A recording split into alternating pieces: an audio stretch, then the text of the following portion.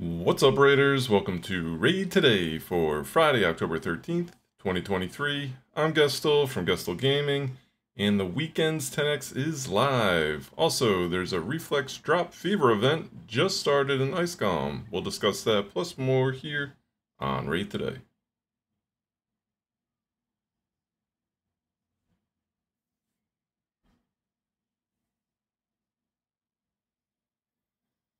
Alright, well here are the 10x champs. Very easy to see in game. If you go into the summoning portal, then click on the eye up top, you will see all the different champions that are going on in this 10x event, just like every 10x event.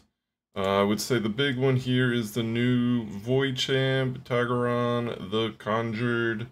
Very interesting passive. Increases this champ's max HP by 10% every time they use an active skill. Also increases each ally's max HP by 5% every time they use an active skill, stacks up to 50. So this is basically the first time a champ will be able to increase your health. A lot of HP nukers out there. Magnar on the Void side solid, and then obviously you got Taurus on the Void Epics, or the Void Lego side, of course. Probably a mythical champ, honestly, but so interesting. Obviously, more health is going to bring HP damage dealers, HP nukers, more damage. So it's the first time you can do it. You can increase defense, you can increase attack on buffs, but here this will actually be a passive that can do it. So he's pretty interesting. Everybody else, Of is great. Bedel's the OG, used to be amazing, still solid. If you have him early mid game, he'll fly through basically all the content. Brogni, honestly, kind of just got a hard nerf without even being touched, basically because Corporate Cadaver got nerfed, and he was the other piece to that team that you had to have, because he'd be extending the shield, so maybe not as sought after as he would have been before the Corporate Cadaver nerf, whatever. Then on the Epic side, we got the Shaman, Ugo, Torgard, Doom Priest, Ugo by far of these epics the best. So, you know, if you're pulling Ancients or something this weekend, I wouldn't necessarily recommend it, but if you got a Ugo, that would certainly make it all worthwhile. Ugo is insane. You could run 3 Ugos on 3 different Hydra teams and be all set, honestly. She's that good, takes care of a lot of stuff that you are looking for in the Hydra. Alright, let's take a look at the events and tournaments this weekend. This Icecom tournament just launched. Now, what is going on with the Icecom event? Along with the tournament, you will have the Reflex, what they're called, the Drop Fever. Basically, it's 3 times chance of getting the Reflex. Man, look at all the insignias. People are getting on it. It's cool.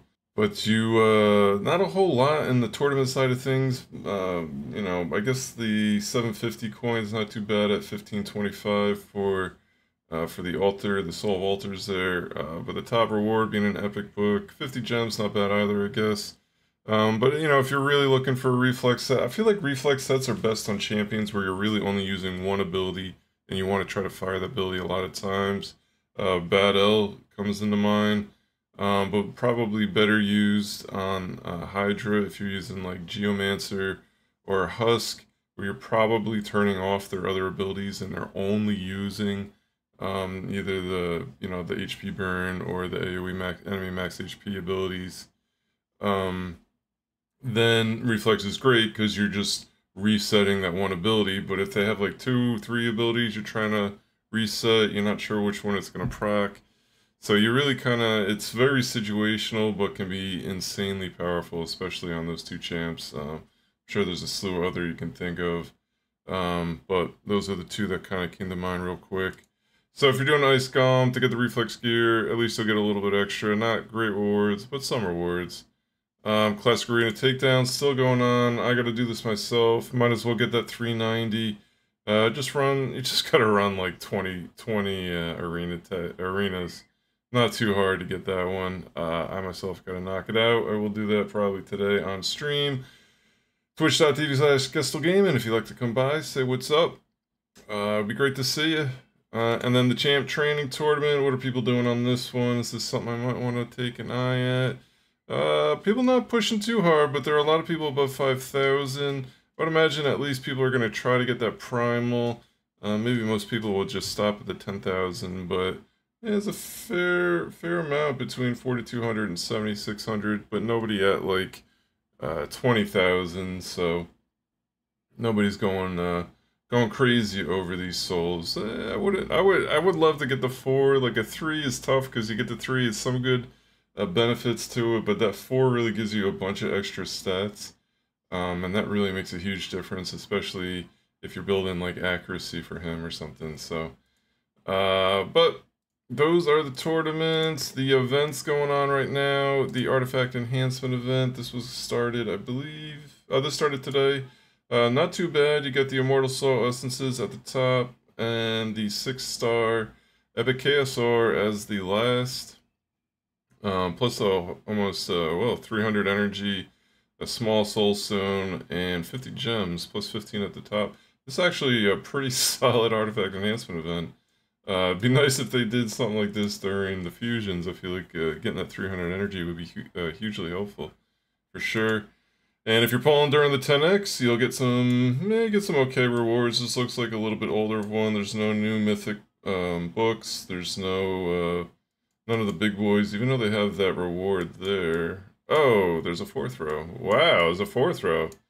Hilarious. I've never seen a 4th row. There's a ton of stuff here. I'm glad I looked at what was the top item here. I'm like, they got it wrong. No, they got it right. There is a 4th row, so be aware. If you're pulling a lot of shards, don't miss that bottom row. You know, Eternal Soul Stones are real hard to get.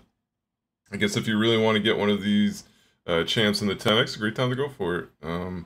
And then 3 of the mythical tomes, now that Makaje is available, you need some of the books for. That might be a good way. Again, 10x, 10x's are rough. They're just, I don't feel like you have a great chance at getting the 10x, even if you get them.